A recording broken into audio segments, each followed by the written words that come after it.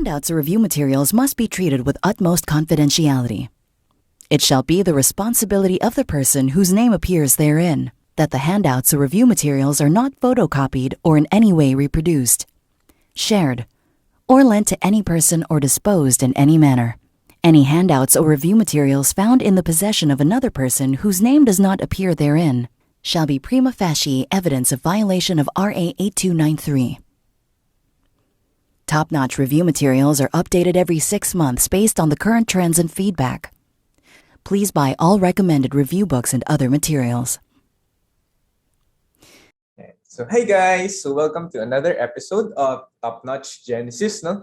So, ngayon, ang i-discuss naman natin is the remaining topics sa pathology. So, allow me to introduce myself again. So, naturuan ko na yung similar batch, no? Kayo rin yun, for Genesis Physiology. I am Doc Imran. You can call me Doc Im, or Im for short, no? I graduated from ASMPH and took the boards nung October and November 2021, no. I also got my undergrad degree for pharma sa UP and also taught for the past 6 years, no, for the pharmacy board exam. So ngayon, med boards naman. So without further ado, no, simulan na natin yung discussion for the remaining topics. So ngayong gabi, or kung kailan nyo man pinapanood to, no, i-discuss natin yung from kidneys, the lower urinary tract pathologies, the male and female reproductive pathologies, and as well as the breast pathologies. Right? So let's start with the kidneys. So for the kidneys, ito yung magiging set of topics natin: the glomerular diseases, stones, incontinence, urinary tract infections, acute kidney injury, and the tumors. Okay? So the flow of the discussion will be more of, I'll be giving a clinical picture, no? And then dadaanan natin yung mga different important pathologies behind it. Kasi ganun nakastructure yung buong board exam, no? Meron siyang clinical question, and then you have to at least diagnose. And then the question is not what is the diagnosis? It's more of ano yung mga parang follow-up questions behind it. So we'll give some few high-yield information regarding the different pathologies. Okay? So let's start with your kidney pathologies, no? So for the kidney pathologies, kung makikita nyo dito sa picture, no, we will go through the different set of pathologies, no, from microscopic. For example, dun sa may nephron, dun sa glomerulus natin, dito sa part na to, as you can see dun sa in-highlight ko. And then the different pathologies in the whole urinary tract system, kunwari mga stones, as mentioned earlier, yung mga different neoplasms, isa-isahin natin lahat ng mga yan. Okay? So, una natin gagawin is just a quick rundown of the clinical manifestations. No? Again, kapag nakita niyo yung format ng slide na ganito, no, it's more of say, I want you guys to be able to answer, no, kung nasan man kayo. So sa practice, it's like a quiz, no, para at least na practice niyo yung inyong memory and recall, kasi it's good na magkamali ngayon kaysa magkamali kayo sa boards or sa mga future practices ninyo. Okay? So kapag kunwari sa clinics or sa hospital, napansin nyo yung laboratories ng patient, no, mataas yung BUN, mataas din yung creatinine. So you call that, may proper term for that, that's called as your azotemia. Okay? There are different kinds of azotemia. So we have the following sets, no, yung naka-indent dyan. Yung meron tayong associated with renal hypoperfusion, which is known as your pre-renal azotemia, di ba? Kapag intrinsic diseases naman ng kidney, for example, pathologies within the kidney itself, you call that naman your renal or intrinsic azotemia. Kapag naman sinabing may problem or may obstruction dun sa flow ng urine or distal to the kidney, okay? After the renal pelvises, no? You call that your post-renal azotemia. And you call azotemia kapag meron siyang clinical manifestations na associated with it. What do you call it now? It's called uremia. Okay. So, next, kunwari sa clinics, napansin ninyo na yung GFR ng patient rapidly declined in a span of few hours lamang, no? Tapos meron pa siyang dysregulation ng fluid. Or ano ba yung mga dysregulation ng fluid na yan? Pwedeng paliguria, anuria, and electrolyte imbalances or changes, no? And ang keyword dito is rapid decline. So what do you call that? We call that AKI. Okay, so ang keyword, mabilis yung decline. So in IM, no, in the future, i-discuss yung mga different sets of guidelines, no? Paano mo mako-consider na AKI siya? So we discuss yung KDIGO guidelines natin. But for now, at least alam ninyo na rapid decline of GFR with dysregulation of fluid and electrolytes, that is AKI. Okay? So, ano naman difference niya with CKD? So usually kasi pwedeng mag-overlap yung dalawang yan, no? Pwedeng AKI on top of CKD. Pero CKD, by definition, that should be a GFR of less than 60 ml per minute per the body surface area nung patient. Okay? And then, if the GFR is less than 15%, you call that already your end-stage renal disease. Okay? So makikita nyo yan sa KDIGO guidelines yung different classifications, no, ng kidney disease natin. Okay, so yan yung mga important clinical manifestation. So paano naman kung yung pasyente, sabi niya, Doc, meron po akong masakit yung dito sa may suprapubic, sa may dito sa puson area, no? Tapos nilalagnat daw siya, tapos pinakuhanan niya siya ng lab, nakita niya na merong pyuria or meron din siyang sinasabing flank pain, no? In general, no, these constellation of symptoms, no, pertain towards your UTI, no? Yung UTI natin, later on, i-classify natin siya further. Kung cystitis ba siya or pyelonephritis. At this point, gusto ko lang makita nyo yung big picture. Okay? Kunwari naman, the patient, sabi niya, Doc, sobrang sakit nung dito sa may flank area ko. Tapos pag ginawa mo yung test for CBA tenderness, no? May pain na na-elicit. And then, kapag ganun yung manifestation, ano yung consideration mo? You can consider stones. Okay? So to help us with the diagnosis naman, we have to ask for additional laboratories, no, to help us clinch the diagnosis. So ito yung mga important laboratory findings na dapat alam ninyo para at least mas makuha natin, ma-sure natin na ito talaga yung diagnosis for that patient. Kunwari, dun sa laboratory, humingi ka ng urinalysis, no? Nakita mo na may hematuria pero walang cast na present. Ano yung consideration mo kapag ganon?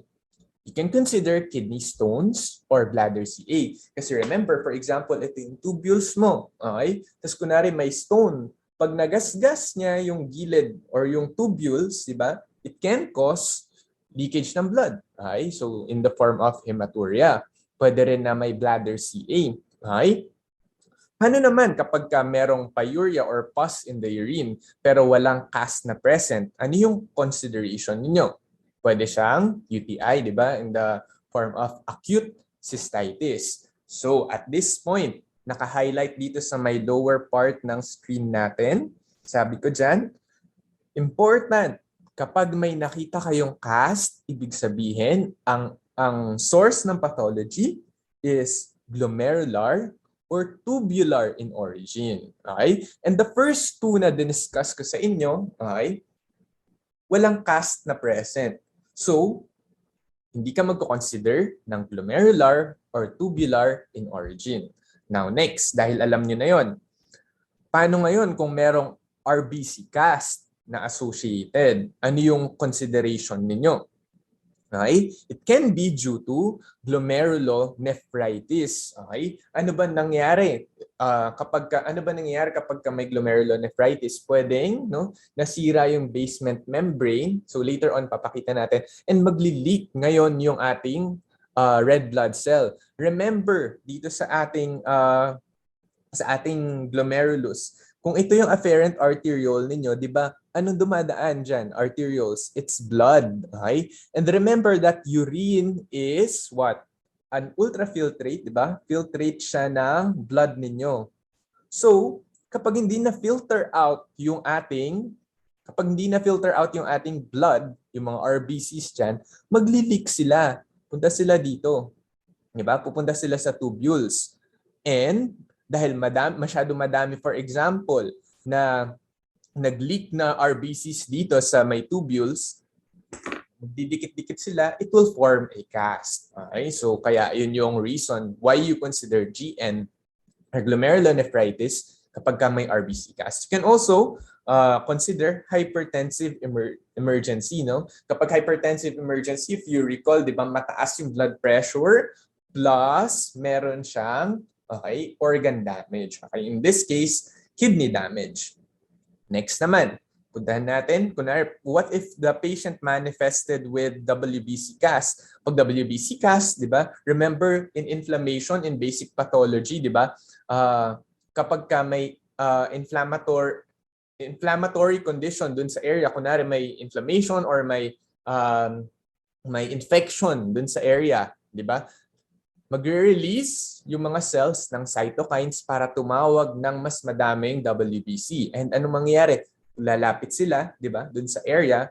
So, yung mga WBC mag-iipon-ipon dun sa area na yun, forming WBC cast, which can be associated with your tubulointerstitial inflammation. Diba? Inflammatory. Acute pyelonephritis. It's an infection which can initiate, di ba, more WBC to go near dun sa area. Pwede rin transplant rejection.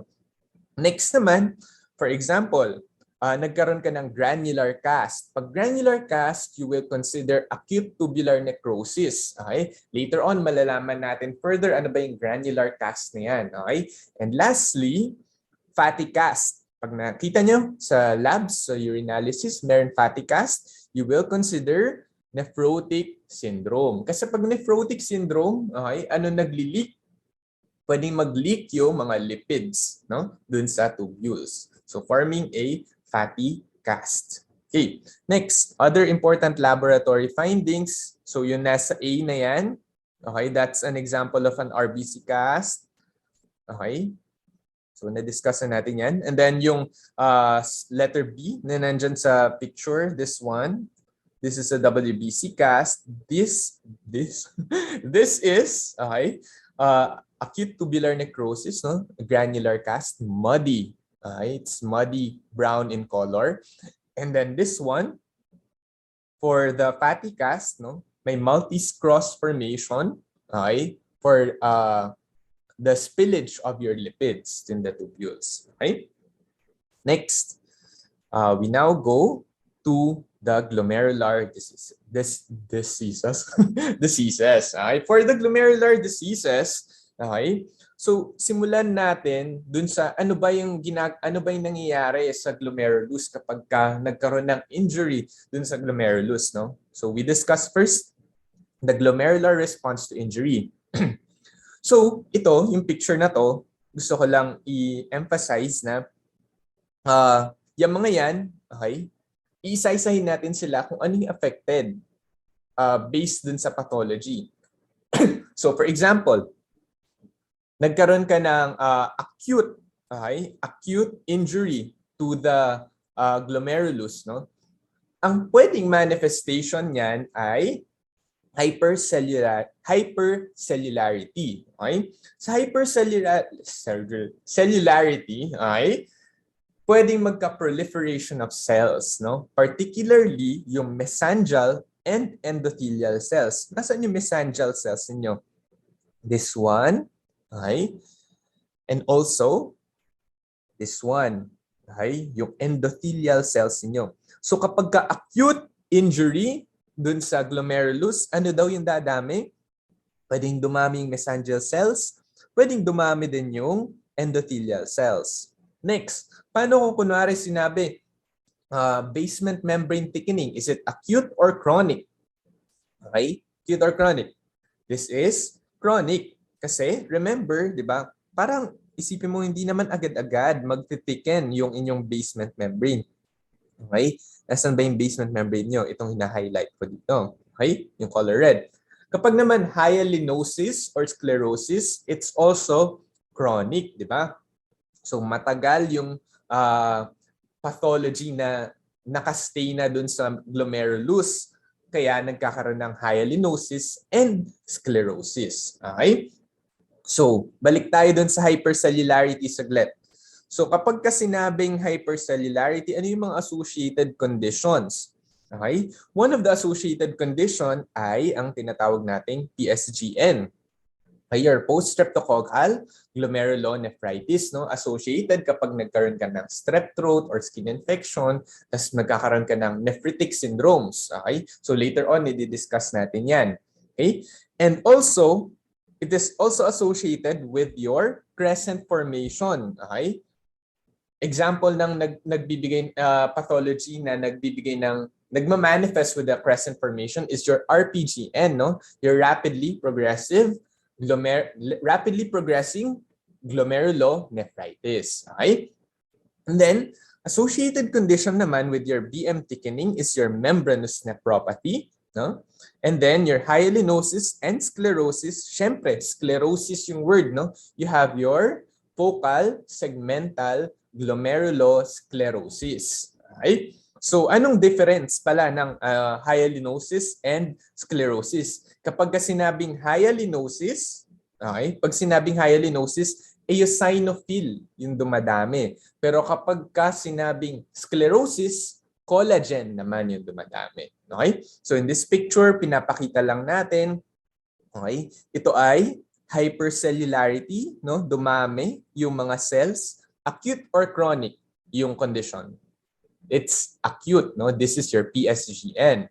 This one naman, makikita nyo may mga sclerosis, okay? Collagen deposition. This is your focal segmental glomerulosclerosis. Next, you have this one. So makikita nyo yung mga arrow. Sorry, masyadong malaki yung pointer. Pero makikita nyo yung arrow, no? Kumapal yung basement membrane. And in that picture, pag kumapal yung basement membrane, acute or chronic? That is chronic. So this is an example naman of your membranous nephropathy. Okay? It's okay if at this point no medyo naguguluhan pa, pero later on I hope no magiging mas clear na pagka diniscuss na natin siya in detail, no. Another bonus picture, this one sa ito nasa baba.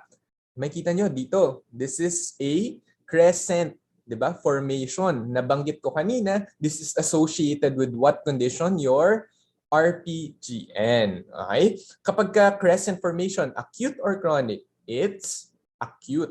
Okay? It's an acute response to inflammation. Okay. Next, gusto kong maintindihan naman ninyo kung ano yung mga different patterns of glomerular diseases. Okay? We have global, okay, and segmental. Kapag sinabing global, okay, ang affected ay lahat. Okay? Lahat nung glomerulus. Remember, pag global, buong, okay, glomerulus. Okay? Pero kapag segmental, ang affected lang ay part or segment, okay, based sa word ng glomerulus. The keyword between global and segmental ay glomerulus lang yung affected. Anong difference niya with the next set of slide? Okay? Focal and diffuse. Kapag sinabing focal, ay hindi lahat ng glomerulus ay affected. Pwedeng, kunwari, itong part lang, 2 lang out of 5. Okay? Kunwari, total number ay 5 lang. No? So, gets ba? Parang hindi lahat ng glomerulus ay affected. Pero pag sinabing diffuse, okay, the keyword is lahat ng glomerulus in the whole kidney, no, is affected. So remember those things, no? Diffuse, lahat ng glomerulus. Focal, piling glomerulus. Okay? Kapag global, buong bilog ng glomerulus, kapag segmental, part lang ng glomerulus. Okay? So those are the patterns of glomerular diseases. It's important to know those things kasi later on, mas madali siya kapag kaniname na natin sila isa't isa. Okay, so let's now go deeper. So kanina, na-discuss na natin yung glomerular response to injury, no? So tignan na natin ngayon yung nephritic and nephrotic, the classic nephritic and nephrotic na laging tinatanong sa boards, no, or mga different exams. So kapag ka nephritic, remember, highlight ninyo yung letter I. It's for inflammatory. Okay? Inflammatory, I, nephritic. Kapag sinabing nephrotic, podocyte. Okay? Podocyte. Okay? Ang affected doon ay yung podocyte. Okay? So kahit yun muna yung intindihin natin. Okay? So kapag ka sinabi nating nephritic syndrome, so let's go further. So, inflammatory siya, di ba? Pag sinabing inflammatory, may kita ninyo doon sa picture na ang damage ay, okay, dahil doon sa inflammation, may kita ninyo na naka-blue yung ating basement membrane dito sa area na to. Okay? And that damage to the basement membrane, okay, will cause the leakage of your RBCs. Okay, ngayon lumabas na yung RBC ninyo sa inyong urine. So therefore, para mas madali nyo maintindihan, nasira yung basement membrane. Sabi ni nung resident niya, for example, sabi niya, pakuha naman ng urinalysis. Before lumabas pa yung urinalysis results, okay, ano na yung iisipin mo? Meron siyang manifestation ng hematuria. Okay? Pero may hematuria siya. But particularly, meron siyang cast formation. Kasi, di ba, ang sabi ko, nag-leak yung RBC, syempre may ipon yung RBC dun sa tubule. Pag naipon yon, magiging siyang cast. Now, imagine, for example, nabara ngayon yung RBC cast doon sa tubule. Okay? Anong mangyayari sa urine output?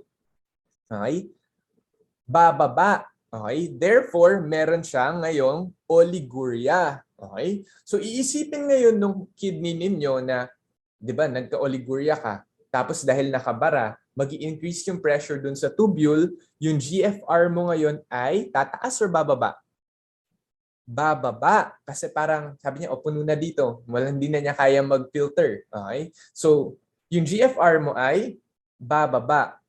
So, therefore, kapag bumaba yung GFR, yung kidney matritrick siya na parang, konti yung blood flow na dumadaan sa akin, okay, na pumupunta sa akin. Anong gagawin niya? It will stimulate the release of renin. Okay? Kasi akala niya mababa yung blood volume eh. So, release renin, ma-activate ngayon yung RAAS, di ba? Renin, angiotensin, di ba? And aldosterone. Okay? So, ano nangyayari? So, ma-stimulate ngayon yung renin, angiotensin, and yung aldosterone. So, ang aldosterone will cause, di ba, reabsorption of sodium, and where sodium goes, di ba, water follows. Therefore, ano mangyayari? Tataas yung blood volume, and in the end, tataas din yung blood pressure. Okay? Tapos meron ka pang angiotensin, which is a potent vasoconstrictor. So kapag kinonstrict mo yung blood vessel, ano mangyayari sa blood pressure? Tataas or bababa? Tataas din. Hence, kunwari pinamonitor ka ngayon ng residente mo sa isang pasyenteng may nephritic syndrome, anong ina-expect mo sa vitals niya? Meron siyang elevated blood pressure. So that's how you remember, no, yung nephritic syndrome rather than memorizing it. So at least nagigets ninyo na nasira yung basement membrane, yung main pathology behind it. Okay?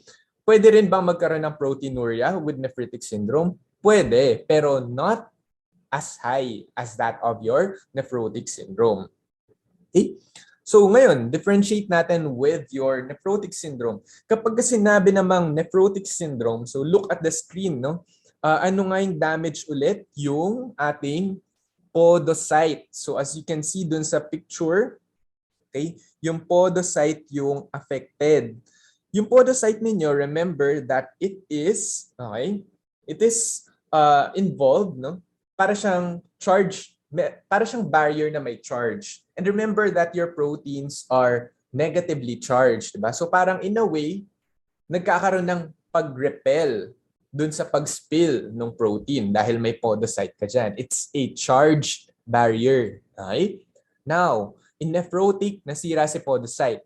Pag nasira si podocyte, ano ngayon may imagine, makikita mo sa urinalysis ng may nephrotic syndrome? Magkakaroon ka ng massive proteinuria.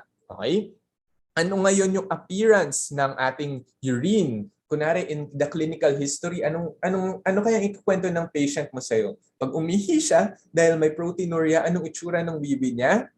Frothy urine. Okay? Next, in the physical examination, ano kaya yung makikita ninyo dun sa pasyente ninyo? Okay? Balikan natin. Meron siyang proteinuria. The major protein in the blood is albumin. Diba? And your albumin helps in parang keeping the water inside the blood vessels, diba?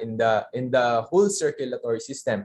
Pero ngayon, wala kang albumin, natapon sa urine. Ano mangyayari doon sa tubig or tubig na nandun sa blood vessel ninyo? It will leak out. So what will happen dun sa anong itsura ngayon ng pasyente mo? They are edematous, no? So kapag pumunta ka sa wards, nakita niyo sila, okay, yung paa niya namamaga or yung kanyang mga eyes namamaga. Okay? And then, what else do you need to watch out for? Kunwari, tinanong kay na residente, o anong kailangan nyo i-monitor sa pasyente na to? Okay? Kailangan i-monitor niyo siya for any signs of thrombosis or any signs of infection. Bakit? Kasi yung mga protein na yan, di ba? For example, yung mga tawag dito, yung mga IgAs, di ba? Yung mga immunoglobulins, they are leaked out of the system. Okay? So, natatapon sila sa urine, therefore, higher possibility na magkaroon ng infection yung pasyente. Okay? And also the proteins that are required for clotting, okay? Natatapon din sila. So, therefore, pwedeng magkaroon ng signs o watch out for signs of thrombosis. Okay? So, let's now go on to the different types of your glomerulonephritis. Okay? Para mas madali nyo silang ma-memorize, hinati ko sila into this picture. Okay? Sinumarize ko sila sa picture na yan. So, makikita nyo na lahat ng mga nephritic syndromes natin ay merong GN sa dulo. Okay? Maliban sa ating membranous nephropathy or membranous glomerulonephritis. Siya lamang yung nag-iisang nephrotic syndrome. Okay? So, ganun nyo na lang siya i-picture muna at this point. Okay? Nephritic, lahat ng GN, plus lahat ng may A. Okay? IgA, Alport syndrome. Okay? Kahit i-memorize nyo lang yung nephritic, the rest, okay, are nephrotic. But I want you to remember that your DPGN or your diffuse proliferative GN and your MPGN can be both, okay, nephritic and nephrotic. Okay, so isa-isahin natin sila in the next few slides. Okay. So clinical pearls. Kunwari, sabi nung pasyente, nagkaroon siya ng throat infection mga 3 weeks ago, skin infection din. And then, after a few weeks, nagkaroon yung, parang sabi niya, parang tiyaan na po yung aking ihi. Okay? Tapos tumaas yung blood pressure niya. What will you consider? That is PSGN or post-streptococcal glomerulonephritis. Paano naman, in the history, kausap mo yung pasyente, meron daw siyang SLE. What will you consider? Your diffuse proliferative GN naman. So, naka-green siya, di ba? To help you recall that it can be nephritic or nephrotic. Okay? Paano naman, kunwari, in the history, sabi ng patient, nagka-hematuria siya. So, reddish-colored urine, no? And then, umuubo siya ng dugo, no? You consider your good pasture syndrome. For me, ang memory recall ko dyan, pasture, di ba parang green grasses, ganyan. Tapos na-imagine ko yung person, or farmer nga eh. Ayan. Na umuubo. Okay, umuubo siya dun sa mga grass ng dugo. Ayan. So, good pasture syndrome. Hematuria, tapos umiihi din siya ng dugo. Ayan. And hemoptysis. So, good pasture syndrome. Next, can't see, can't pee, can't hear a bee. Can't see, so meron siyang mga retinopathy, no? So, ito yung triad ng tinatawag nating Alport syndrome, di ba? Meron siyang triad ng retinopathy, can't see, can't pee kasi di ba glomerulonephritis. So, it's pwedeng oliguria or anuria, ganyan. And can't hear a bee kasi meron silang sensory neural deafness. Okay, so that is your Alport syndrome. Okay, kapag ka naman in the history, nabanggit niya na pwedeng may Hep B or Hep C infection siya, you will consider your MPGN. So recall nga lang ulit para matandaan ninyo, ano nga yung nag-iisang GN sa nephrotic? It's your MGN or your membranous nephropathy. Okay? So iba siya sa MPGN kasi lagi nalilito yung mga tao dyan. And actually, if I remember it right, no, merong similar question sa boards na nagtanong, ano yung ganitong type of glomerulonephritis? Is it nephritic or nephrotic? Okay? So those are your clinical pearls. Ngayon, paano mo siya ma-differentiate histologically? So in histology, no, pwede mo siyang ma-differentiate by light microscope. Yan yung LM. IF or immunofluorescence, and then EM for electron microscopy. Okay? So if the patient, yung histology, no, hypercellular, tapos starry sky, no, subepithelial humps, ang inyong differential or main diagnosis should be PSGN. So important to take note, subepithelial humps, okay, for PSGN. And hypercellular, again, acute or chronic? That is acute response, diba? Next. Ayaw. Next. So pag kunwari crescent moon shape, na-remember nyo kanina, ano yun? Acute or chronic? It's acute, diba? And saan siya makikita yung crescent moon shape appearance? Sa RPGN. Okay? And yung RPGN, okay, it can be the parang outcome of 3 different pathologies which can be differentiated by their immunofluorescence. No? Pwedeng linear, negative immunofluorescence, or granular. Pag linear, no, you will consider good pasture syndrome. Okay? Good pasture syndrome, di ba? Hemoptysis and your hematuria. If you remember kanina, yung drinowing natin. And then negative IF, you will consider Wegener's, mga Churg-Strauss, ganyan. And granular for PSGN and DPGN. Okay? Kaya ko sila tinabi sa RPGN kasi itong tatlong ito, pwede silang mag-progress to RPGN. Okay? Maliwanag ba? Pero ma-differentiate mo lang yung tatlo based sa kanilang IF. Okay? Next. So ito lang yung mga just a quick preview. So itong picture na to, this is your PSGN. Ito yung starry sky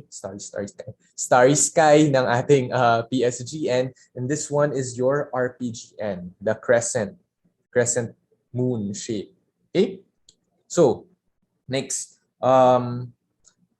other histological differentiation ng ating mga differentials, no?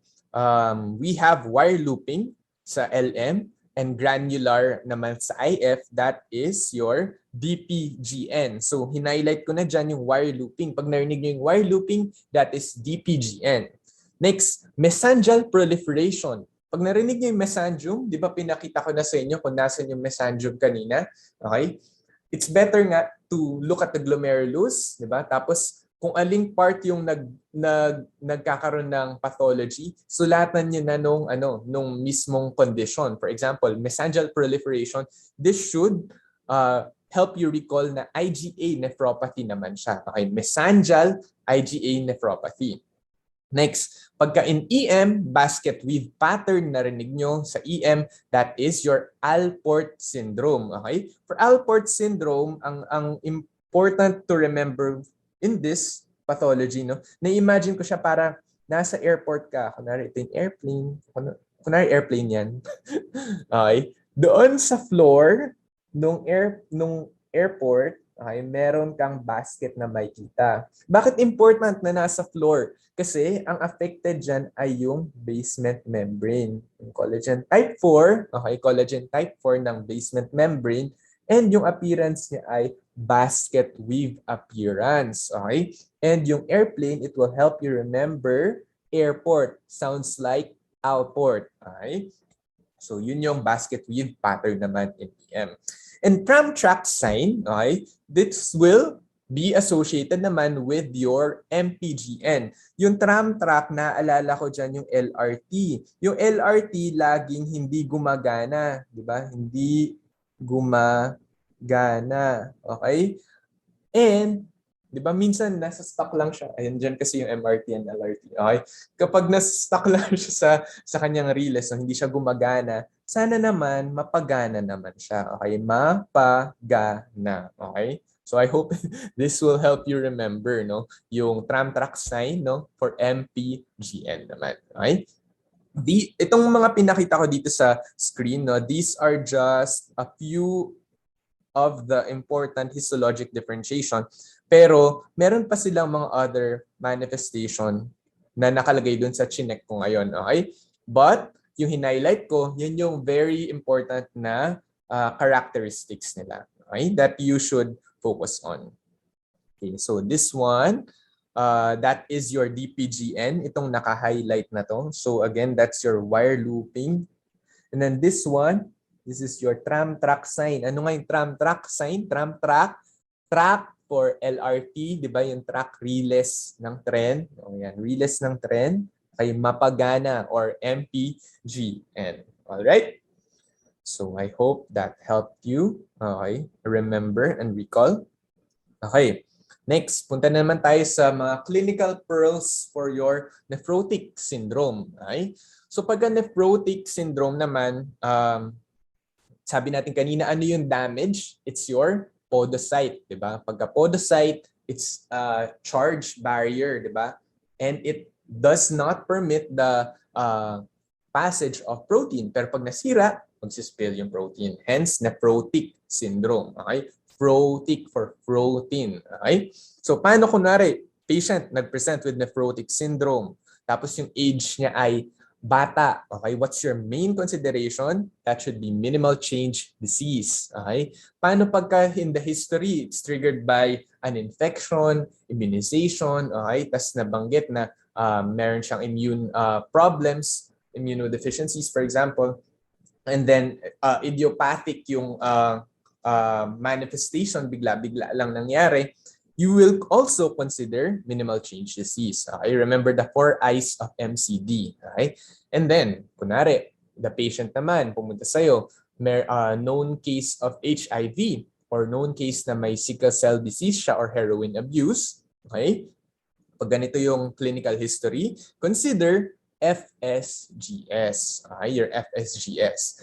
And kapag HBV or Hep B or Hep C and syphilis infection, consider naman your membranous nephropathy. Diba? Your membranous nephropathy, kanina nabanggit ko, it's the only GN na nag-ending sa GN. Diba? It can be kasi, it can also be called kasi membranous glomerulonephritis or membranous nephropathy. Okay?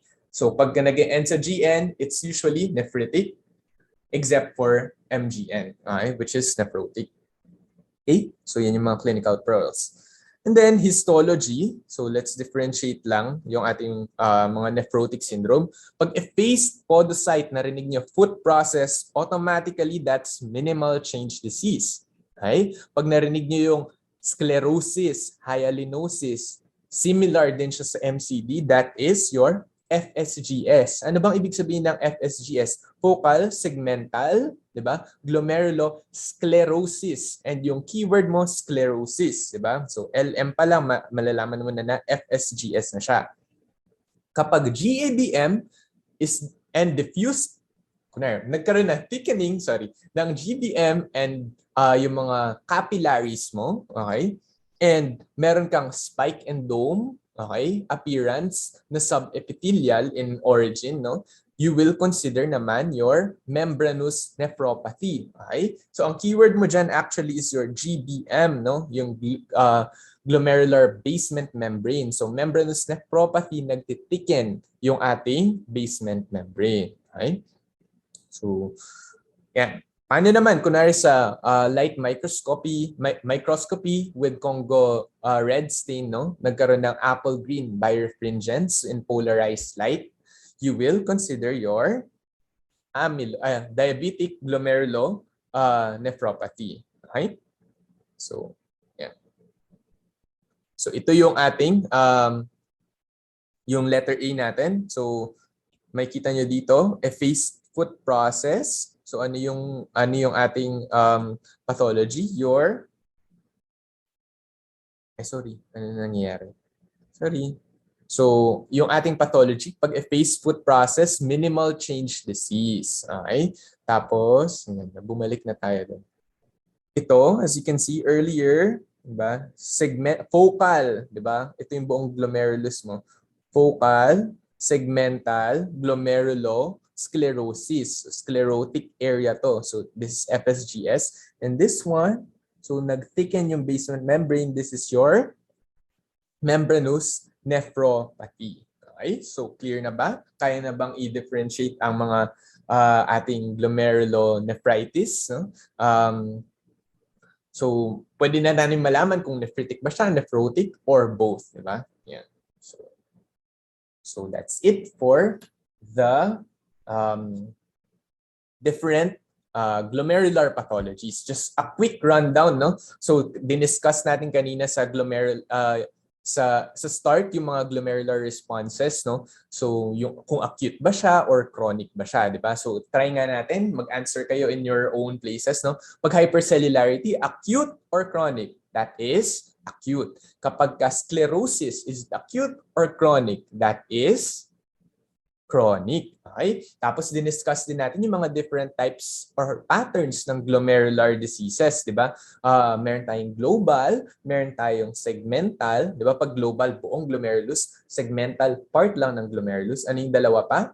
You have your focal and your diffuse. Pag focal, onte lang na glomerulus yung affected. Pag diffuse, lahat ng glomerulus ay affected. Okay? And then we also discuss yung difference ng nephritic and nephrotic. Nephritic, tuloy, I, okay, for inflammatory. Nephrotic, O for podocytes, di ba? Nephritic, inflammatory. Ano yung affected pag may inflammation? Yung sa nephritic, yung basement membrane. Pag nawala yung basement membrane, ano mangyayari sa RBC? Magli-leak. Pag na-leak yung RBC, ano itsura sa urinalysis? May RBC cast ka. Pag nagkaroon ng RBC cast, ano mangyayari sa GFR? Dahil bumara, bababa yung GFR. Akala ni kidney, mababa yung flow. Pag akala niya mababa yung flow, tataas si renin, mas-stimulate si RAAS. And in the end, magkakaroon ng hypertension. Diba? Next, paano naman kapag nephrotic? Nephrotic, podocytes. Diba? Pagka podocytes nasira, magsispill si protein. Pag nag-spill si protein, pwedeng mawala si albumin. And si albumin, di ba, anong ginagawa niya? It holds the water inside the blood vessels. So pagka nawala yung water sa blood vessel, magkakaroon ka ng edema. Okay, very good. So yun yung ating mga different types of nephritic and nephrotic. Diniscuss din pala natin yung mga different types ng nephritic and nephrotic syndromes natin, di ba? Sabi ko, pag may GN sa huli, that is nephritic, no? Kapag except for your membranous nephropathy or your membranous glomerulonephritis din. So also called as membranous glomerulonephritis. Okay? Tapos daanan lang natin mabilisan. Kunwari sinabing subepithelial humps, you will recall PSGN, di ba? Basket weave, ano nga ulit yon? Alport, di ba? Remember, basket na nasa floor ng airport, di ba? And then we have your tram track. Pag tram track, di ba? Recall LRT. Hindi na gumagana laging LRT. So remember, mapagana or MPGN. Okay. Next, punta tayo sa stones.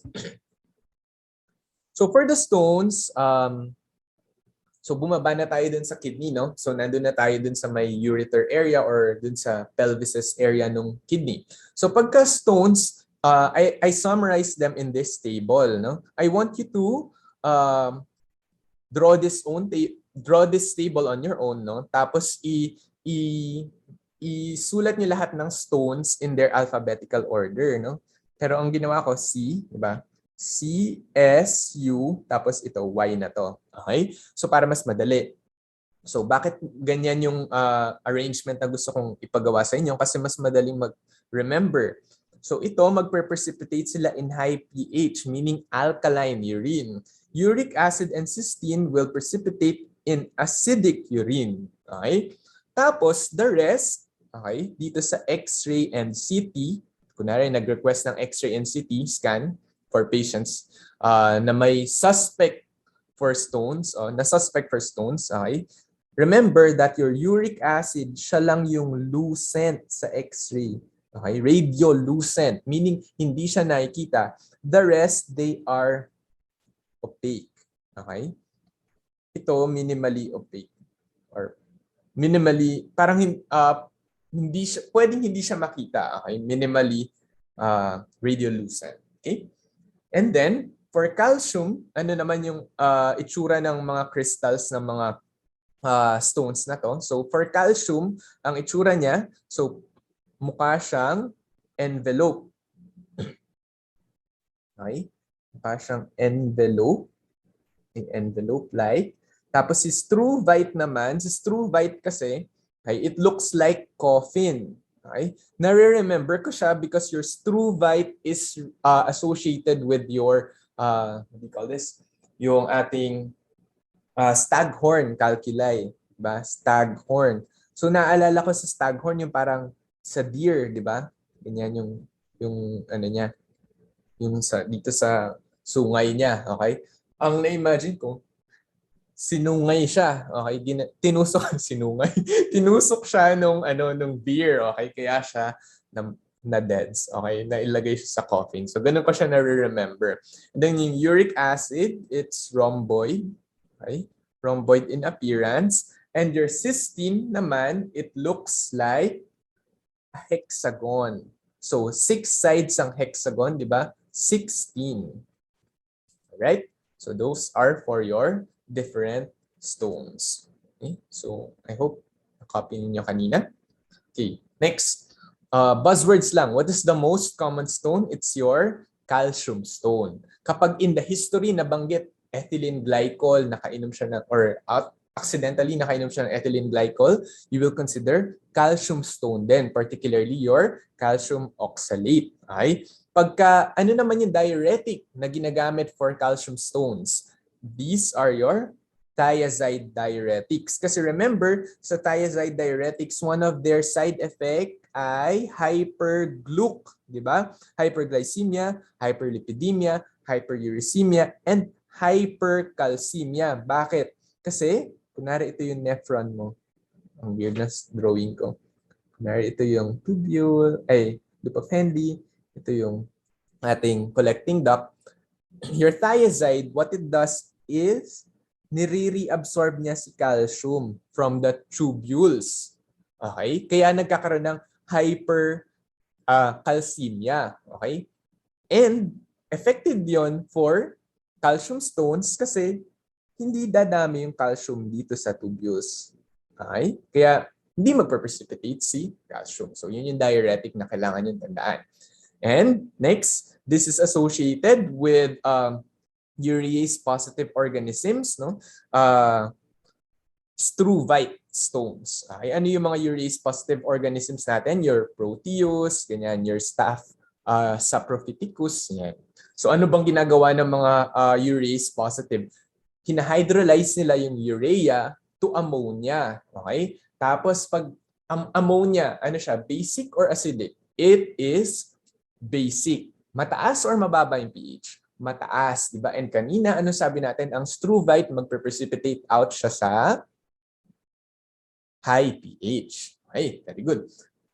Next, leukemia. it is associated with uric acid stones. Okay? Bakit uric acid? Remember, sa leukemia, high cell turnover, di ba? Madaming cell na napoproduce, madami ring cell na namamatay. And pag namatay, di ba, sa loob ng cell, pag namatay yung cell, yung cell meron siyang nucleus, nandun yung DNA. Your DNA consists of purines and pyrimidines, di ba?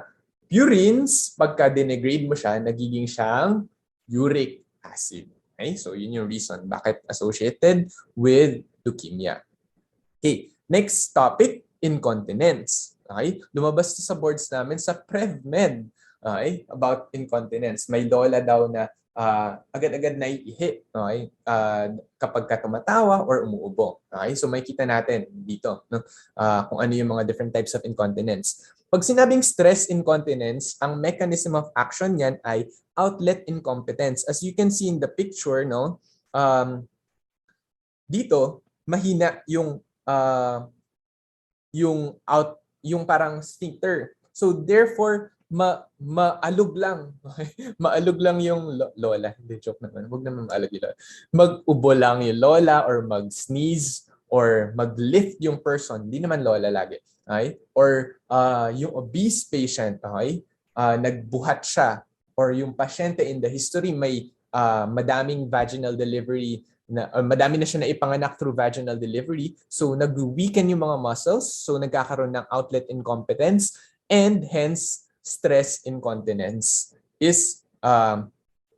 will manifest dun sa pasyente natin. Okay. Next, urgency incontinence naman is associated with detrusor overactivity. Ano ibig sabihin nun? So it is usually associated with urinary tract infections. So pagka may urinary tract infections, so parang meron kang hyperactivity ng muscle, yung detrusor muscle. Hence, parang dahil nasa-stimulate siya, meron kang feeling na gusto mong umihi. Okay? Kaya remember in the clinical picture of your UTI, di ba? Meron siyang presentation ng frequency. Diba? So that is for your urgency incontinence. And then overflow incontinence naman is associated with patients na may BPH or diabetic. Kasi parang meron silang incomplete emptying na nafe-feel, okay, na nangyayari. Kasi, di ba, pag BPH, dito sa, saan ba makikita yung prostate ng, saan ba makikita yung prostate ng mga pasyente, di ba, sa area na to? So kapag ka-enlarge yung prostate, okay, yung urine hindi siya agad-agad nakaka-empty. Hence, okay, madali siyang mag-overflow. Tapos dahil puno, okay, pwede mag-leak. Okay? So that is your overflow incontinence. Okay. Next, punta tayo sa urinary tract infections. Earlier, nabanggit natin yung initial manifestation ng UTI, di ba? So, ano nga ulit yung mga yon? So pwedeng may suprapubic pain, may dysuria, urinary frequency, and kanina nasabi na natin ano yung associated na incontinence with UTI, 'di ba? Yung urgency, 'di ba? The urgency incontinence na banggit natin earlier. So yan. So ano yung most common cause of acute cystitis? It's your E. coli. Kapag naman tinanong ng resident nyo, paano naman kung are sexually active young women? Okay? You will consider Staph saprophyticus. But still, okay, in this population, no, E. coli pa din. Pero you will just consider Staph saprophyticus. And sa laboratory, okay, anong manifestation yan? You will have, okay, nitrites in the urinalysis. Okay? So kapag may nitrites dun sa urinalysis ninyo, okay, that can signify the presence of gram-negative organisms. Okay, gram-negative organisms. So, pwedeng E. coli. Yan. So, which is a gram-negative, di ba? And let's differentiate your acute cystitis and pyelonephritis. Kapag acute cystitis, okay, suprapubic pain lang pero walang fever. Okay? Pero pag may fever na, flank pain and chills, you will consider pyelonephritis. Pyelo means nandun na siya dun sa may, umakyat na siya from the bladder, papunta dun sa may kidney area. So that is the difference between acute cystitis na nandun lang sa may bladder area and pyelonephritis, nag-ascend na yung infection. Kaya siya may flank pain, may fever, may chills. Okay? So that is for your pyelonephritis. Okay, so next naman, puntahan natin ang acute kidney injury. So for acute kidney injury, nabanggit natin earlier, di ba, there's a rapid decline in your GFR in a span of few hours lang, di ba? And it can be pre-renal, renal, and post-renal. So isa-isahin natin. So pag sinabing pre-renal, think of what? Decrease in blood going to the kidneys. Ano yung mga condition na nagkakos ng mababang blood flow going to the kidney? Una is hypovolemia. Okay? For example, nagkaroon ng shock, bleeding, ganyan. So, can cause pre-renal AKI. Okay? Or, for example, mababa yung cardiac output. Kailan nangyayari yun? Kapag yung pasyente ay may heart failure. Okay? Ibig sabihin, kahit nandyan yung blood, dahil hindi napapump ni heart ng maayos yung dugo, wala masyado nakakapunta sa kidney. Okay? Next is a decrease in the effective circulating volume. Okay? Ano ibig sabihin nun? In patients na may heart failure, okay? Ibig sabihin mahina din yung cardiac output, or in patients na may liver failure, okay? Pag may liver failure ka, wala kang mababa yung production ng albumin, di ba? Yung protein, which is a protein. Hence, ano mangyayari? Sabi ko kanina, tinuro ko, pag walang albumin, yung fluid magli-leak to the peripheral tissues, di ba? And what happens pag ganun? Parang in a way, kahit yung total fluid body content, total fluid mo sa body ay same pa din, no? Ang nangyari lang, nailabas siya dun sa blood vessels. So parang isipin ni kidney, okay, wala rin pupunta na blood doon sa kidney kapag ganon. Okay? Naiintindihan ba? So, hence, heart failure, liver failure, ayan, can cause, or shock, or for example, Korean, for example, bleeding, ayan. So, it can cause, okay, pre-renal AKI. Okay? When there's pre-renal AKI, what happens is, nagkakaroon ng, okay, decreased renal blood flow and a decreased GFR. Okay? Hence, kapag kagano, di ba, akala ni kidney, walang pumapasok na blood, i-increase niya yung renin, angiotensin, aldosterone, which will ultimately cause an increased sodium and water reabsorption. So, bilang BIBO clerk ka and intern, okay, ano yung ine-expect mo kaya sa urine osmolality ng patient na may pre-renal, okay, AKI? Okay? So sabi natin, increased sodium and water reabsorption. Water na reabsorb. What happens to the osmolality of the urine? It will increase, no? So mataas yung osmolality niya. Yung urine sodium mo ay mataas or mababa? Mababa. Kasi what happened? Increased sodium reabsorption, di ba? Increased sodium reabsorption. Tas ito rin, di ba? Kaya nagkaroon ng increased osmolality kasi na-reabsorb yung water. And the fraction of excreted sodium is less than 1%. Why? Okay, important yung value na yan. Kasi meron kang increased sodium reabsorption. Okay? That will differentiate this one, your pre-renal, from the other types of AKI. So, very important. Fraction of excreted sodium. Later on, makikita nyo yung difference. Next, punta tayo sa intrinsic. Pagka sinabing intrinsic, think of the kidney itself. No? Pwedeng yung tubules, okay? Yung tubules na may problem, or the interstitium, or the glomerulus. Okay? I will just draw something here. So, pwedeng yung tubules. Kunwari, ito yung glomerulus ninyo. Yan, ito yung Bowman's. Ito yung inyong Henle. Yan. Kapag sinabing intrinsic, pwedeng yung problem ay saan daw? Glomerulus, pwedeng sa tubules, pwedeng sa interstitium, dun sa gilid-gilid na parts. Okay? Sa mga tabi-tabi. Okay? So, yun yung tinatawag na intrinsic. Okay? Pwede rin na vascular related yung problem. Okay? Pwedeng mga vasculitides. Okay? Basta intrinsic, kidney. Remember that. Okay?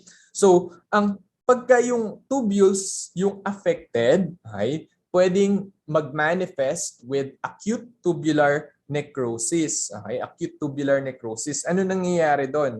For example, ito yung tubules mo, di ba? For example, ito yung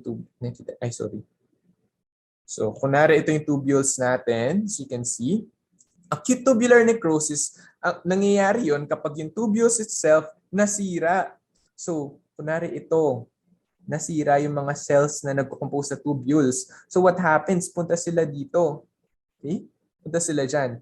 And yung debris na yan, pag nagbuo-buo siya dyan, you call that your muddy brown cast, di ba? Your granular cast, which is associated with your acute tubular necrosis. Di ba? Naalala nyo kanina, muddy brown cast dahil nasira yung tubules. Ano yung nagkukos ng mga acute tubular necrosis? Pwedeng nephrotoxin. Okay? Kung makikita nyo sa rotation nyo sa radio, no, tinatanong yan. No? Tinatanong kung meron ba siyang or inaalam yung yung kanyang GFR. Kasi di ba, it can cause, yung contrast niyo, it can be a nephrotoxin which can cause your acute tubular necrosis, no?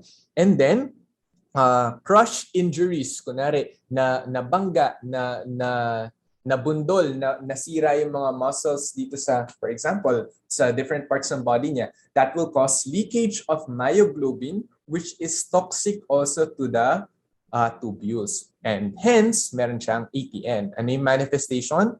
Your muddy brown cast. Okay, you differentiate ATN naman with AIN. Your AIN is your acute interstitial nephritis, and meron 5 P's of your acute interstitial nephritis that is due to P as in wee, P, okay, pain-free for NSAIDs, okay, P for penicillins, okay, another P for PPI, and last is rifampin. Okay, rifampin. Okay, again, the 5 P's of AIN. So P for diuretics, pain-free for NSAIDs, penicillins, okay, PPIs, and then your rifampin. Okay, so yun yung different types of intrinsic injuries natin. Okay?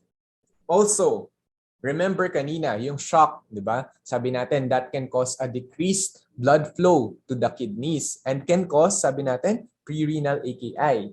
But remember that it can also cause your intrinsic AKI. Bakit? Kasi di ba remember, kailangan, para mabuhay yung cell, kailangan niya ng constant supply of oxygen. And pag walang constant supply of oxygen due to low blood volume, what will happen? Masisira yung cell, mamamatay siya.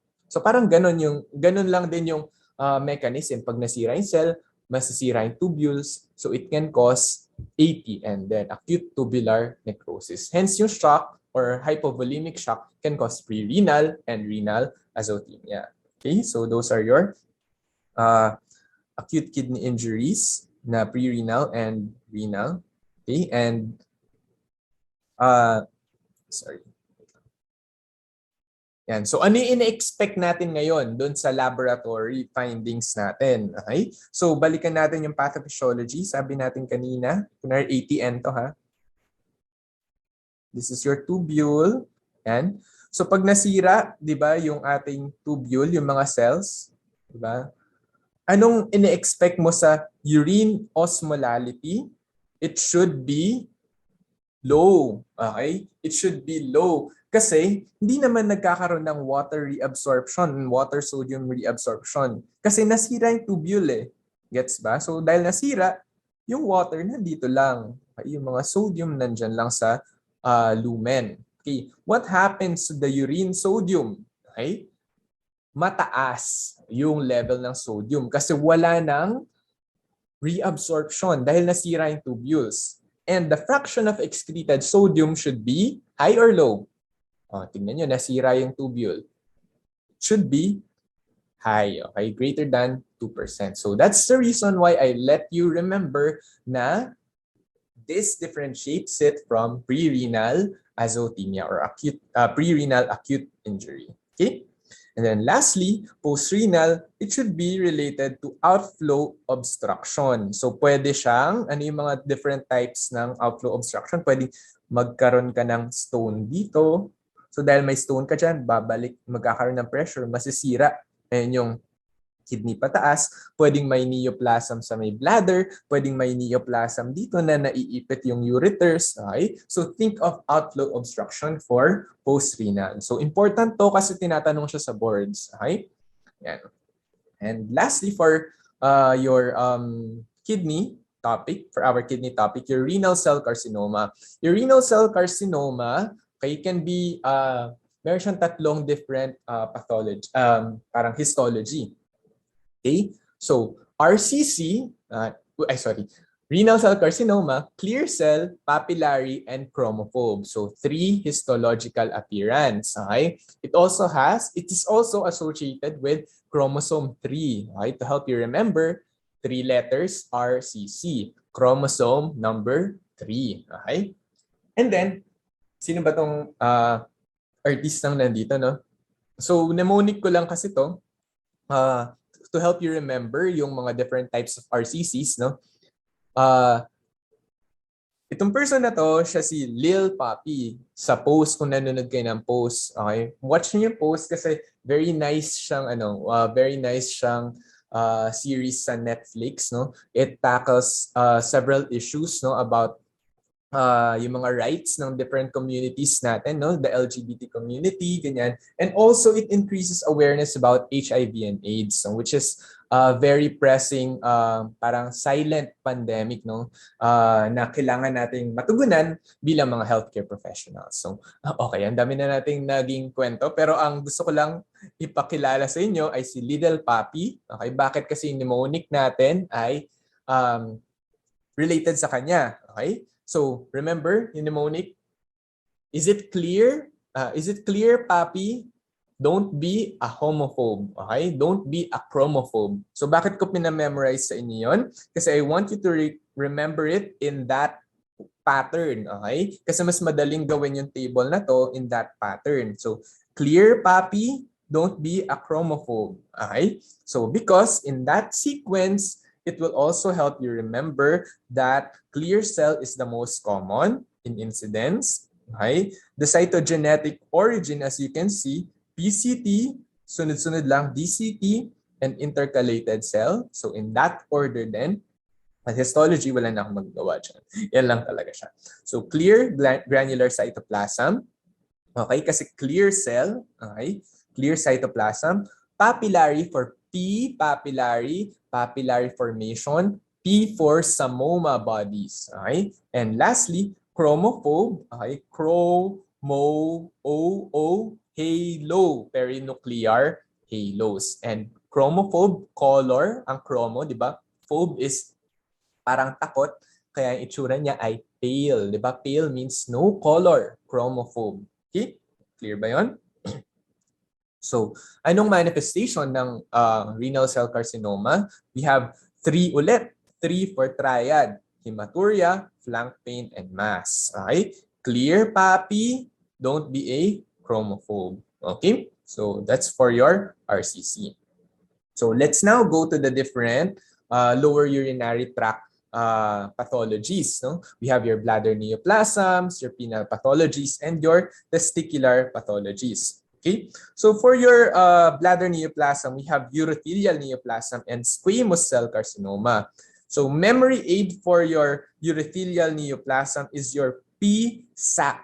Okay, anong ibig sabihin ng P-SAC? So P for phenacetin, S for smoking, A for aniline, okay, and C for cyclophosphamide. Okay, phenacetin. Okay, phenacetin. Smoking, aniline dyes, and cyclophosphamide. Okay, so those are related to your urothelial neoplasms. Okay, it's the most common tumor of the urinary tract system. No, kahit bladder man yan, renal calyces, pelvis, ureter, ang sasagot nyo dyan ay urothelial neoplasm. Okay, but okay, if for example tinanong yung organism na andyan, okay, ano yan? It's schistosoma hematobium. Schistosoma hematobium causes a bladder neoplasm na squamous cell carcinoma. Okay? And squamous cell carcinoma is due to a chronic irritation of the bladder. No? Next, penile pathologies naman.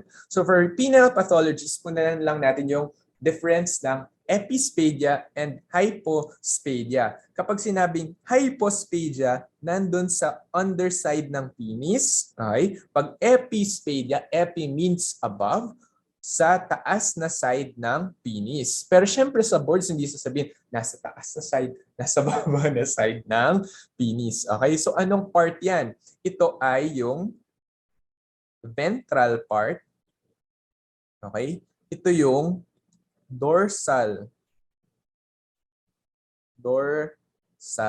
part. Okay? So, baka isipin nyo, bakit baliktad? Okay? Hindi siya baliktad. Ganyan talaga. Imagine niyo, di ba, in the normal anatomical position, di ba, you are erect, nakatayo. I mean, erect meaning nakatayo ka, no? Buong body mo.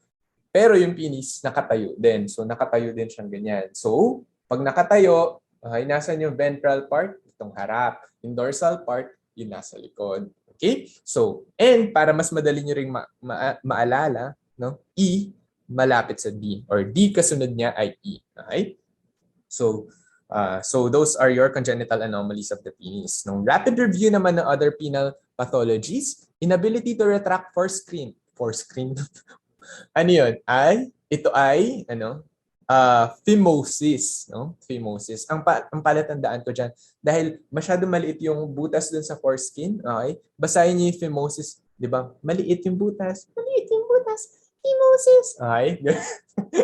I hope it helps, no? Phimosis, an ability to retract foreskin. Next, yung glands and prepuce infection. This is known as your balanopostitis. Okay? So, bala, kasi the glands look like a bala ng baril. Di ba? Yung cup ng baril. Okay? Yung cap, hindi pala cup. Cap ng baril. Cup. Okay, bala ng baril. So, that is for your balanopostitis. Okay? Next. So, puntahan natin ang squamous cell carcinoma of the penis. So, what are the precursor lesions of your squamous cell? You have your erythroplasia of K-rat. Okay? K-rat, red plaque. Okay? Pag sinabing Bowen disease, okay? Bowen, W, white plaque. Okay? K-rat, for red. Okay? And then, it is found in the glands. Bowen disease is found naman in your shaft. Okay? So your squamous cell carcinoma is related to your HPV, particularly what strain? Your 16 and 18. Very good. Yan. So next, testicular pathologies naman. For your testicular pathologies, they can be divided into cryptorchidism, okay, testicular torsion, varicocele. So isa-isahin natin sila.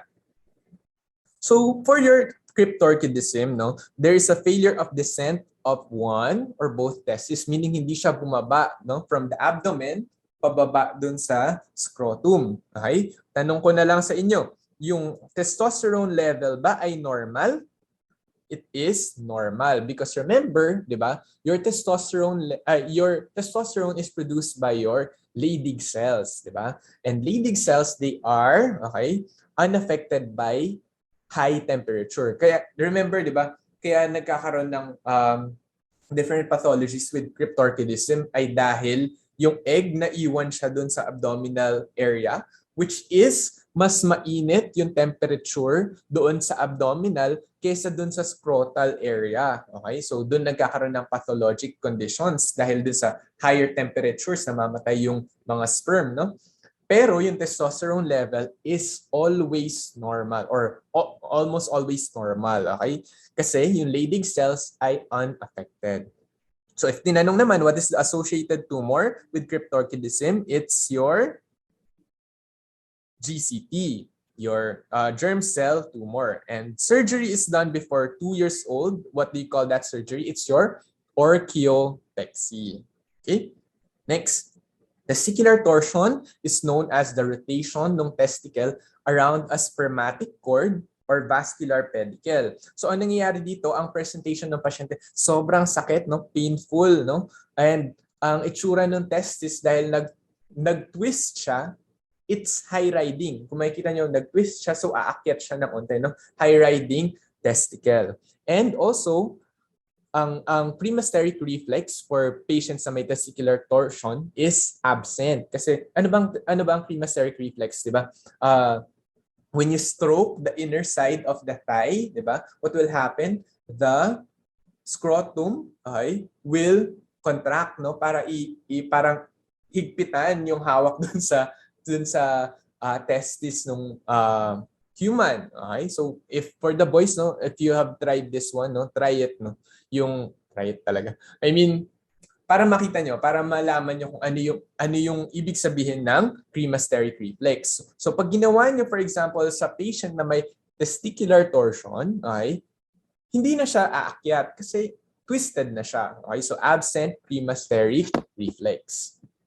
Okay. Next. Hindi mag-move. Okay, varicocele. Pag varicocele, meron ka namang dilated veins in the testicular sac. And it's the most common scrotal enlargement in adult male. So if the resident or your consultant ask you, now what is the associated plexus in varicoceles? You answer, pampiniform plexus. And the most commonly affected side is the right or left? It's your left. Bakit left? Kasi remember, your testicular vein, okay, drains to the left renal vein and hindi sa aorta. And with that, nagkakaroon ng increased resistance dun sa blood flow. Okay? Hence, mas madaling mag-form ng varicocele sa left. Okay? This is just a summary of the different pathologies of the testis. So, na-discuss natin yung testicular torsion, varicocele. Okay, spermatocele is a dilated ependymal duct, no? Hydrocele is water or fluid in the scrotal area. Okay. Now, punta naman tayo sa testicular pathologies. Okay? For testicular pathologies, no, particularly testicular tumors, no, pwede silang i-divide into two major parts or divisions, no? Classifications. You have your germ cell tumor and your sex cord stromal tumor. Okay? Most common, no, germ cell tumor yung associated sa testicular tumors. Okay? So, ito yung mga different types of your tumors. So, it's easier to memorize actually the following. Okay? Sertoli, Leydig, and testicular lymphoma. So for your sex cord stromal tumor. Because your sex cord stromal tumor, okay, yung Leydig, okay, nanggagaling sila sa Leydig and Sertoli. The rest, okay, yung test taking, no, pag wala siya dito, nandun na siya sa germ cell tumor. Okay? So para mas madali nyo siyang ma-recall. Now, okay, let's first discuss the different germ cell tumors. So for seminoma, okay, I want you to remember that it's the most common testicular tumor. It also appears like a fried egg appearance, okay? And then mataas din yung placental alkaline phosphatase ng ating seminomas. Okay? Next, teratomas naman, okay? I want you to remember na pwedeng may mature or immature.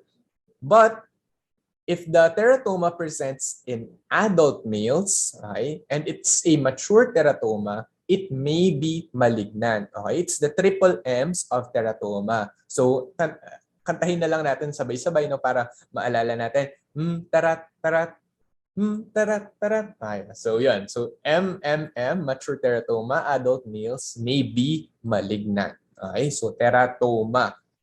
Next, embryonal carcinoma. Pagka embryonal carcinoma, ang manifestation niyan ay painful hemorrhagic mass na may necrosis. Pag yolk sac tumor, okay, the keyword here is Schiller-Duval bodies. Okay? Ang palatandaan ko dito, it's an aggressive tumor kasi, so sabi mo, Shill, sorry, let one more. Shill, you're so aggressive. Okay? Shill, you're so aggressive. So Shill for Schiller-Duval, yo for yolk sac, aggressive for her. Okay? Aggressive. Kasi masyado siyang aggressive. Okay? And then, mataas din yung AFP in your yolk sac tumors. And it's the most common testicular tumor in less than 3 years old. Okay. And choriocarcinoma is associated, has elements of syncytial trophoblast and cytotrophoblast. Kasi 'di ba, chorio, 'di ba, sounds like yung mga OB terms natin, ba, chorion and amnion. Okay, so and that is composed of your syncytial trophoblast and cytotrophoblast. Okay? Next, punta na tayo sa ating mga other types of tumors. Kung kanina germ cell tumor, nandito naman tayo sa sex cord tumor. So Sertoli cells tumor, okay? It's an androblastoma from sex cord stroma, okay? Sir Andro, okay? Remember Sir Andro, okay? So androblastoma. And then Leydig cell tumor, so, ang main pathology niyan ay, or ang buzzword kapag narinig niyo yung rain key crystal. Okay? So, recall Leydig cell tumor. So, ang mnemonic, halay, is raining. Okay? Halay, it's raining. Ha? Okay? Halay, Leydig, is raining. Okay? Okay? And then lastly, testicular lymphoma. It's the most common testicular cancer in older men. Okay? Testicular cancer in older men. And remember that lymphoma is is not a primary cancer. No, it's more of a metastasis from a metastatic lymphoma to the testis. Right? So next, BPH naman and prostate cancer. Pag BPH and prostate cancer, what is which lobes are affected? Pag BPH, it's your, so as you can see in the picture, it's your lateral lobe, okay, dito, and your middle lobe. So pag nag-enlarge itong part na to, what happens? Itong part na to, nako-compress urethra, kaya hirap umihi yung mga patients na may BPH. While prostate cancer, okay, arises from the posterior lobe. P for prostate, P for posterior lobe. Okay? And P for puwet kasi you will be able to makakapa nyo yung posterior lobe from the puwet. Kasi dyan sa puwet area, okay, pag nag-DRE kayo, you will feel yung posterior lobe. And hence, yun siguro yung reason ni God na madali mo siyang makapalpate, no? Ginawa talaga niya na dyan yung anatomy para madali mo mapalpate at malaman if yung patient ay may prostate cancer. Okay? So, what is the route of metastatic spread to the bones for prostate cancer? It's your Batson's plexus, di ba? And clinically, when do you consider METs? Kapag kapag yung patient mo ay nag-present with lower lumbar, lumbar area pain, lumbar pain, ganyan. Kasi bakit? Nag-spread out na siya dun sa lumbar spine. Okay? So that is your male pathologies. Okay. Then, punta na naman tayo sa female genital tract. So for the female genital tract, we have vulvar vaginal pathologies, cervical, uterine, and ovarian. Okay? So, start tayo sa vulvar pathology. So, from outside going in. So, first we have your Bartholin duct cyst. So, Bartholin duct cyst is just a cyst doon sa Bartholin duct, no? Kaya nagkakaroon ng enlargement, as you can see, dito sa part na to. And then next, we have lichen sclerosus. Lichen sclerosus, nagkakaroon ng thinning ng epidermis. and sclerosis. Okay, thinning ang keyword dyan, and sclerosis. And the presentation is porcelain white plaques. As you can see, porcelain white plaques dito sa my picture. And then other vulvar pathology, we have your lichen simplex chronicus. So kung makikita ninyo, lagi ako nalilito actually dito sa lichen sclerosus before and lichen simplex chronicus. Pag narinig niyo yung sclerosus, okay, think of sclerosis. Okay? So ito yung clinical manifestation. Pero pagka lichen simplex chronicus, pag sinabing chronicus, matagal na siya, di ba? So parang nagkaroon na ng hyperplasia and leather appearance. So parang siyang ang dami ng parang matagal or long-standing yung condition. Kaya yung itsura niya ay leathery. Okay? So leathery vulvar skin. But if you compare lichen simplex chronicus and lichen sclerosus, may slight risk lang for lichen sclerosus for SCC but no risk for lichen simplex chronicus. Okay?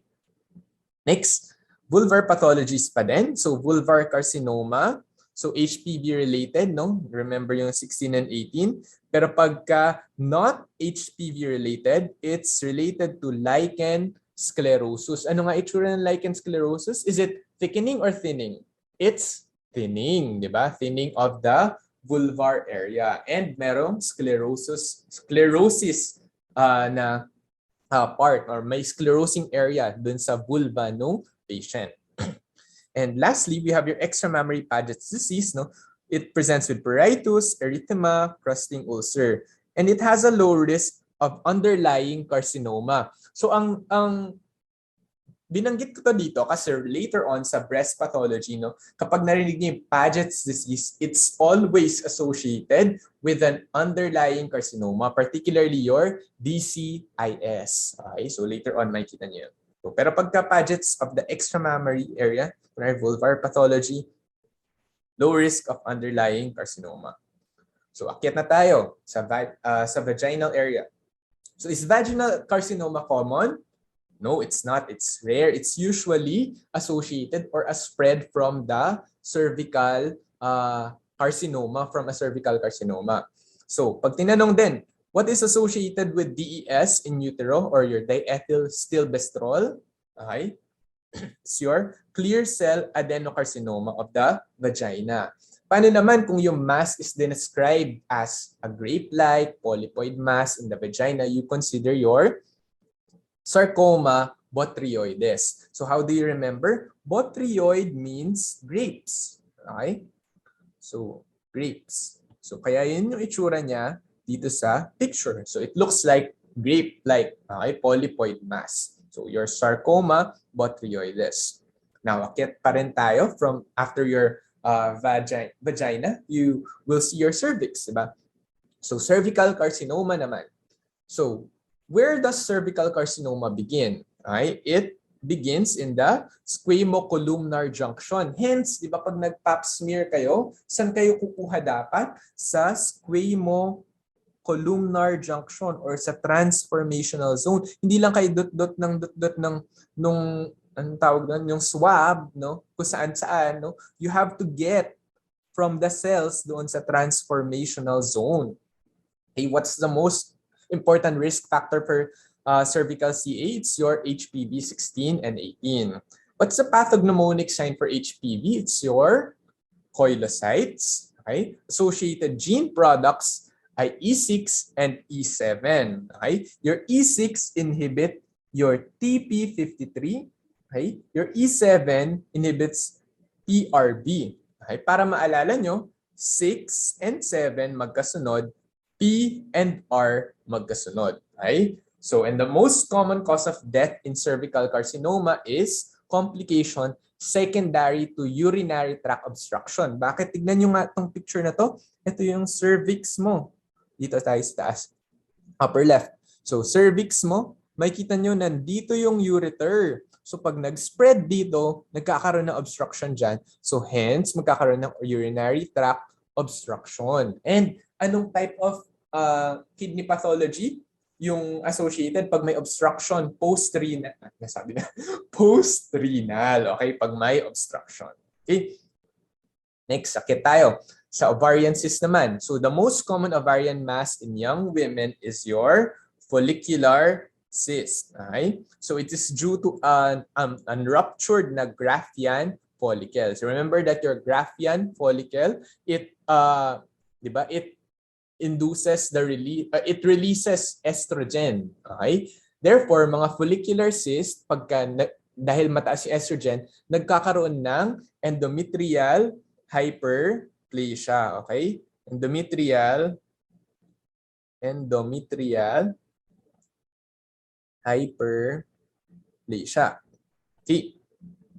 And then, thicculotane cyst naman. Pag thicculotane cyst, okay, so these are associated with choriocarcinoma, okay, and your hydatidiform mole. Okay? So these cysts are due to excessive gonadotropin stimulation naman. Okay. Next, ovarian neoplasm. Kung kanina testicular neoplasm, nabanggit natin yung germ cell tumor and sex cord tumor. Pag ovarian neoplasm, idagdag natin yung mga epithelial tumors. Okay, epithelial tumors. As you can see, it is associated with the surface epithelium. Ito, the surface epithelium. Pag germ cell, galing sa egg. So kasi di ba, remember, egg, so para hindi niyo makalimutan, the egg cell, di ba, para siyang progenitor cell, andyan lahat ng mga cells na pwedeng maging tao in the future, no? So andyan yung mga germ cells. Kaya dyan nanggagaling yung germ cell tumors. Gets ba? And then the follicle and the cortex will give rise to sex cord stromal tumors. Okay? And the most common among these is your epithelial tumors. Okay? Among the three. Okay, isa-isahin natin. So your epithelial tumors can be serous. Okay? They can be mucinous. Okay? Kapag epithelial tumors, remember, you have to check for what tumor marker, your CA1, 2, 5. Okay? Ang palatandaan ko dito, yung 2 and 5 mukha siyang ovary. Ganyan yung siya drawing. So CA1 to 5 for ovarian neoplasms. Okay? Tapos, so those are your mucinous, those are your epithelial tumors. What are your germ cell tumors naman? You have your teratomas, your yolk sac tumor, and dysgerminoma. Okay? Pagka sinabing germ cell tumor, di ba sabi ko germ cell para siyang galing sa progenitor cell, di ba? So kaya niyang maging para siyang dream big sila. Sila yung mga dream big tumors kasi they can be what they want to be. Just like teratoma, di ba? Gusto kong maging buhok, gusto kong maging ngipin. Okay? So yun yung para mas madali nyo silang maalala, teratomas, kay yolk sac tumor. Okay? And then dysgerminoma, pag they just want to be, they just want to remain undifferentiated. Okay? And then next are your mga different types of sex cord tumors. You have your granulosa cell, you have your Sertoli, and your Leydig, which were discussed earlier also in your testicular pathologies. And lastly, yung fibromas for your sex cord tumors. So isa-isahin natin sila. So let's start with your mucinous. Okay, your mucinous is an example of an epithelial tumor, di ba? But mucinous neoplasms of the ovary, okay, pag nag-spill siya sa ating what do you call this, peritoneal cavity, it will cause pseudomyxoma peritonei. Okay, so remember that. Serous naman, it's the most common ovarian neoplasm. Okay, it's also the most common malignant ovarian neoplasm. So mag-iiba lang yung naming, no? Pagka benign, it's cystadenoma. Pag malignant, cystadenocarcinoma. Okay? So those are your serous neoplasm. Pag most common ovarian neoplasm, either benign, ito yung benign, cystadenoma yung benign, cystadenocarcinoma yung malignant. Next, let's go to teratoma. So we differentiated na mature, we said na teratomas can have mature and immature. So by the way pala, sa part na to, I'm just pointing out the most important terms that you have to remember with the different ovarian tumors. Okay? Okay, so let's go back. So teratomas, they can be mature or immature. Kapag mature, yan na. Nag-mature siya sa gusto niyang maging. Okay? Meron na siyang hair, meron na siyang teeth, ayan, meron na siyang sebum, ayan. So as you can see doon sa lower left picture, no? So that's a mature teratoma. And dahil mature siya, okay? It's wait lang. It's benign, okay? Pag immature, it contains fetal tissues or neuroectoderm and it's malignant. Ang palatandaan ko dito, immature siya, so malignant siya, para siyang laging nagagalit, ganyan. So immature, nagagalit, so malignant. Okay? Pero pag mature na siya, okay, kaya na niyang intindihin ang mga bagay-bagay sa buhay, kaya benign. Okay? So yun lang yung memory aid ko for that. And then your yolk sac tumor naman, okay, it's related to your Schiller-Duval, di ba? Schillio, di ba? Kasi it's an aggressive type of tumor. And then this germinoma, okay, fried egg appearance as similar dun sa testicular cancer na na-mention earlier. And then your granulosa cell tumor, it's associated with your Karl-Exner bodies. Karl-Exner, okay, for you to remember, call granny, call lola, call granny, Karl-Exner bodies. Then we have your Sertoli and Leydig, which is associated with virilization. Remember that your Leydig releases androgens, di ba?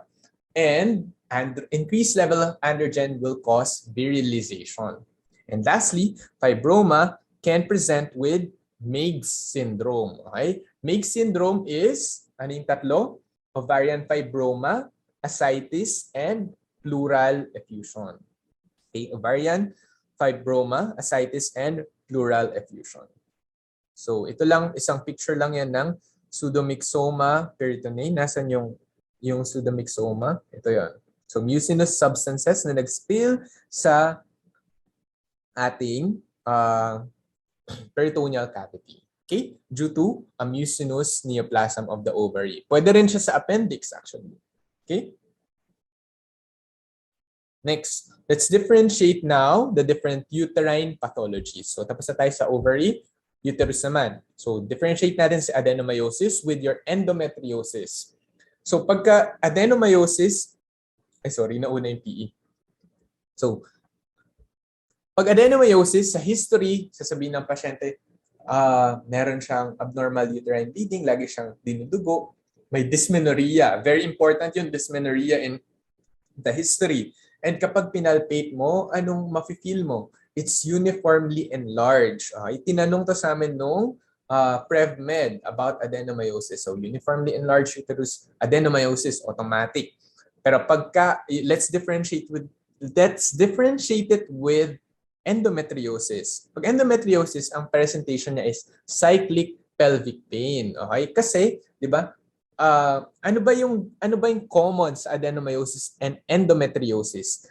Meron silang endometrium na naka-implant sa other parts maliban sa endometrium itself, sa uterine cavity. Okay? Sa adenomyosis, na-implant siya saan? Sa adenomyosis, na-implant siya sa myometrium. Sa endometriosis, na-implant siya kung saan-saan, which is most common sa ovary. Right? So, yun yung similarities nitong dalawang to, endometriosis and adenomyosis, ay may endometrial tissue sa other parts. Sa endometriosis, sa ibang lugar, maliban sa myometrium. Pag myometrium, that's adenomyosis. Okay? Next, leiomyoma. So, ito yung tinatawag na myoma. In the history, sasabihin ng patient, pwede siyang may abnormal uterine bleeding or pwedeng wala. No? Pwedeng in-ultrasound siya and then nakita nyo lang na may nodular masses doon sa uterus. Okay? In the physical exam, compared to your adenomyosis, no, ito ay may nodular masses naman sa uterus. Okay? And ang pathology, world pattern of smooth muscle bundles. Okay? So, yan yung main pathology.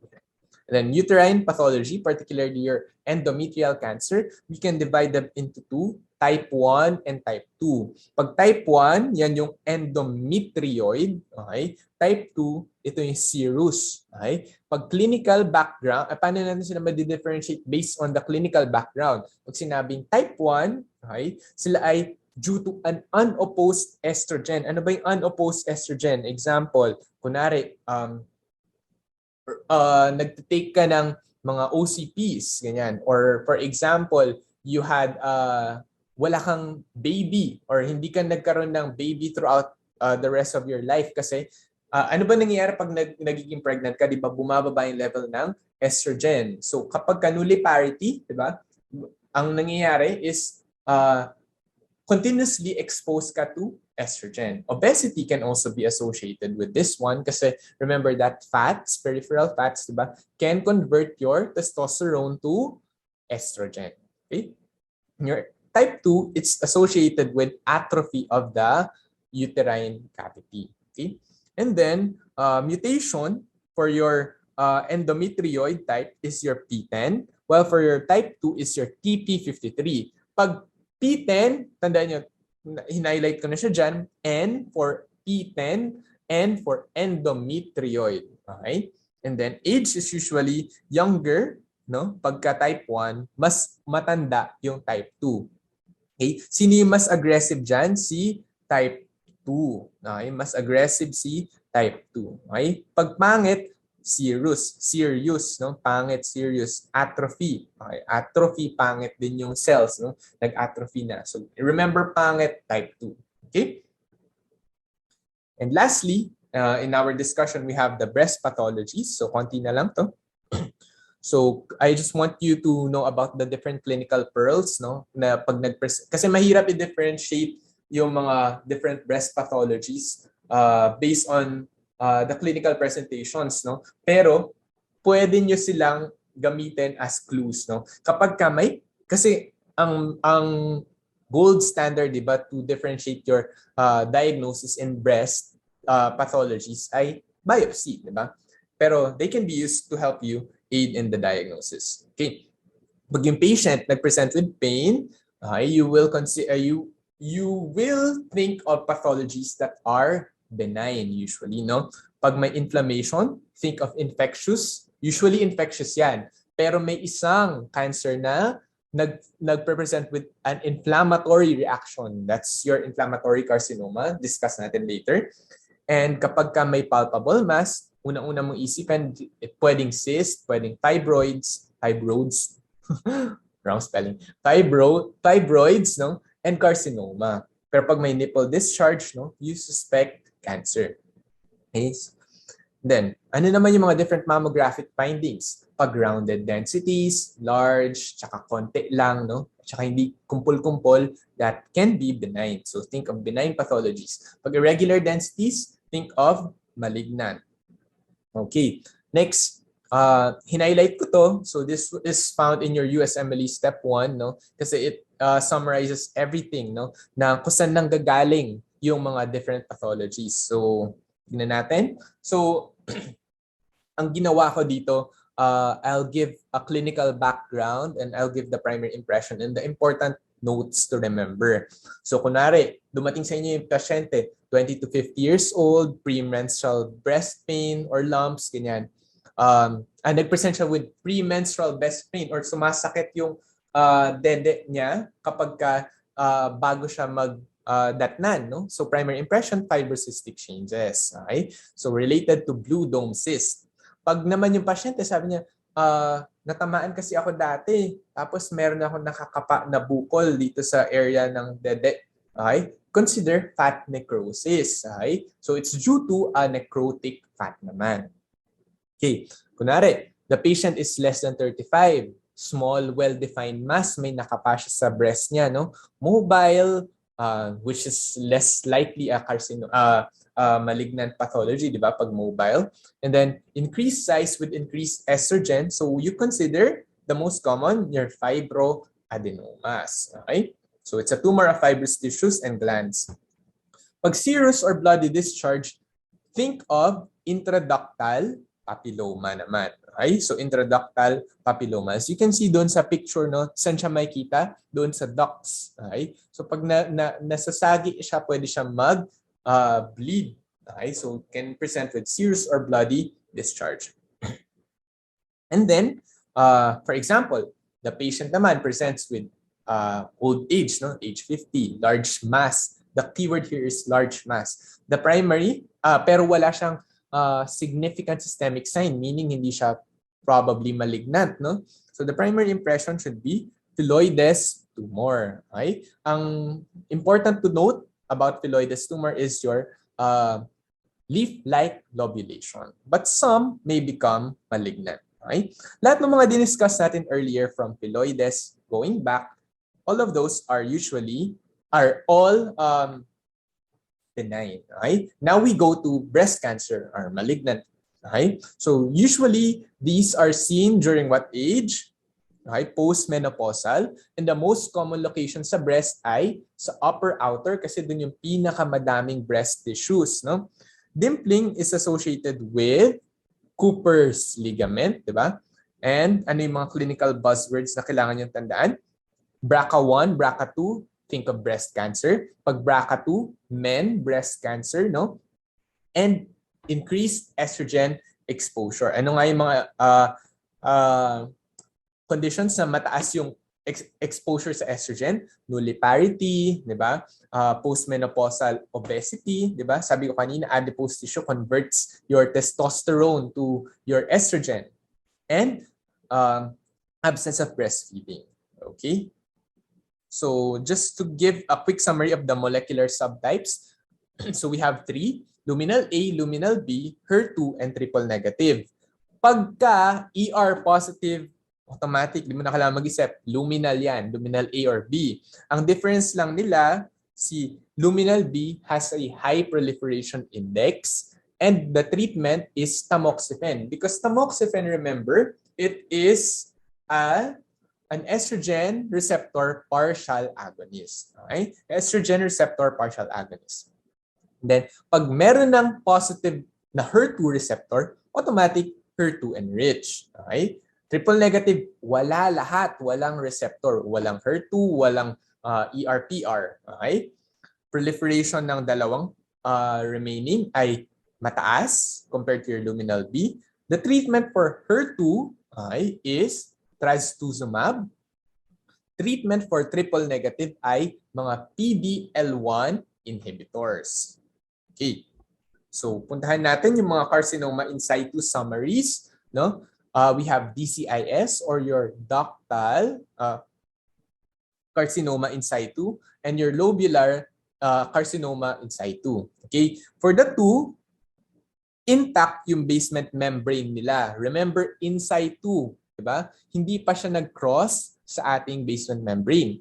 Okay. For DCIS, usually meron niyang lobular disruption. May necrosis yan with associated calcification. And ito, if you remember earlier, no? DCIS is associated with Paget's disease. Okay? Pag sinabing Paget, yung cancer cells, no, nag-extend na towards the palabas doon sa nipple area and nag-represent siya as eczematous patches or reddish patches as you can see doon sa picture, di ba? So reddish patches. Yeah. So that is your Paget's disease and the bilaterality of your disease is bilateral sa LCIS, okay? And unilateral sa DCIS. Okay. Now we go to invasive carcinomas. Buzzwords lang.